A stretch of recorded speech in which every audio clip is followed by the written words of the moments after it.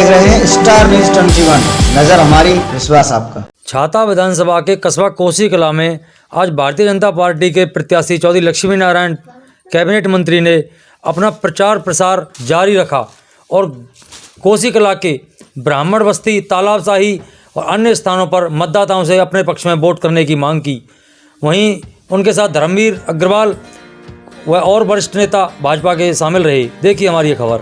इस अवसर पर माननीय मंत्री जी ब्राह्मण समाज पदाधिकारी और ब्राह्मण समाज के कुछ लोगों से वार्ता करना चाहते हैं। देखिए,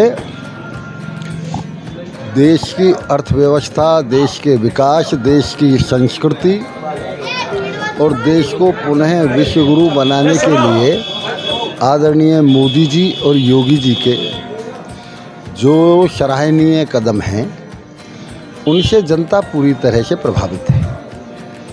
दूसरे नंबर, हमारे आदरणीय योगी जी के नेतृत्व में 5 साल में उदाहरण देते हैं लोग, ऐसी कानून व्यवस्था उत्तर प्रदेश में बनी है। इसके अलावा आज उद्योगपति पूरी दुनिया का भारतवर्ष में उत्तर प्रदेश में अपने उद्योग लगाना चाहता है। ये कानूनी व्यवस्था की देन है, उदाहरण है कानूनी व्यवस्था का। नकल विहीन शिक्षा, बिना भेदभाव के 5 लाख नौजवानों को सरकारी नौकरी देना, इसके अलावा 24 घंटे विद्युत की उपलब्धि, सड़कों का निर्माण, एक्सप्रेस वे का निर्माण। पहले आज़ादी से लेके 70 वर्षों में केवल 8 मेडिकल कॉलेज थे उत्तर प्रदेश में। आज उत्तर प्रदेश में 75 मेडिकल कॉलेज है। ऐसा है, मैं एक उदाहरण दे रहा हूँ आपको। पॉलिटेक्निक कॉलेज कोटवन पे बना हुआ है। उसमें कोटवन के गांव के ज़्यादा से ज़्यादा 2, 3, 4 छात्र हैं, लेकिन कोटवन गांव में आज के दिन कम से कम 5-7 लाख रुपए महीने किराया मिलता है मकान का। आज उन गरीब महिलाओं को रोटी पकाने के लिए मजदूरी मिलती है।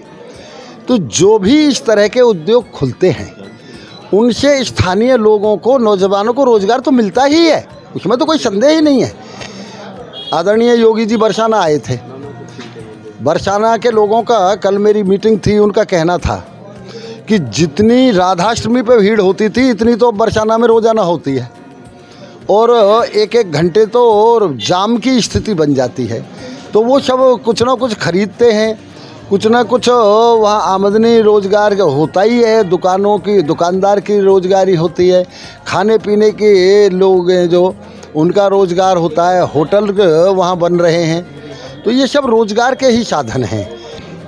अब विरोधी कभी तो यूँ कहते हैं कि योगी जी क्षत्रिय समाज के लिए कर रहे हैं, कभी ये कह देते हैं कि वो क्षत्रिय समाज के लिए कुछ नहीं कर रहे। ये देखो, ऐसा है, ये निराधार आरोप है। संत की हमेशा समता की दृष्टि होती है। संत की नज़र में कोई जाति बिरादरी नहीं होती।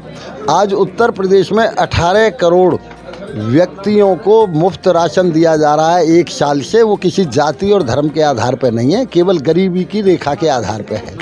अच्छा, आज यदि 6,000 रुपये किसान सम्मान निधि दिया जा रहा है तो किसी जाति के आधार पर नहीं है। वो वाल्मीकि से लेके ब्राह्मण तक और मुसलमान से लेके हिंदू तक सब किसानों को। छाता की राजधानी कहलाती है कोसी कला। कोसी कला से कैसा प्यार मिल रहा है आपको, बताएं। मुझे जीवन में पहली बार, पिछली बार बहुत बड़ा आशीर्वाद मिला। मैं हूँ ही यहाँ का, यहीं मेरी शिक्षा हुई है, यहीं पला हूँ, यहीं बड़ा हुआ हूँ। यहाँ तो बिना किसी भेदभाव के, यहाँ तो वाल्मीकि से ब्राह्मण तक सब मुझे कोई अपना भाई समझता है, कोई भतीजा समझता है, कोई चाचा समझता है, कोई ताऊ समझता है। इसलिए ये तो मेरा परिवार है। परिवार में और अब के तो और एक कहावत है कि सोने में सुगंध।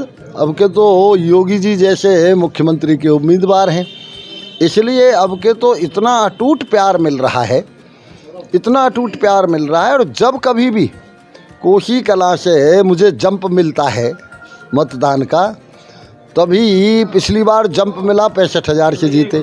अब के तो जंप और ज़बरदस्त मिलने वाला है, इतना प्यार है। मंत्री जी, मैं लास्ट आपसे एक बात कर रहा हूँ। पूरे चुनाव को आप तो मेहनत कर ही रहे हैं, लेकिन नरदेव चौधरी बहुत तेज़ी से, बहुत युवा हैं, मेहनत कर रहे हैं और क्षेत्र में चर्चा है एक तरीके की कि आपका ये लास्ट चुनाव है। क्या कोई उत्तराधिकारी आगे आप किनको? अब कोई ज्योतिषी यदि हो, उस तो मैं नहीं कह सकता, मेरा ही क्या पता है मैं कल रहूं कि न रहूं। जो कहते हैं अब उन्हें ये मालूम होगा। देखिए, ये भारतीय जनता पार्टी में खतौनी रख के कभी वो नहीं किया जाता। यहाँ हमारी अनुशासित पार्टी है। पार्टी जिसका काम देखती है, पार्टी हमेशा उसे दायित्व देती है।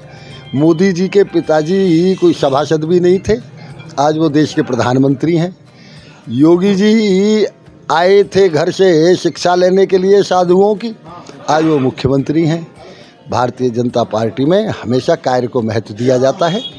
अब नरदेव मेहनत कर रहा है और हमारे सब कार्यकर्ता मेहनत कर रहे हैं, सब जी तोड़ के मेहनत कर रहे हैं।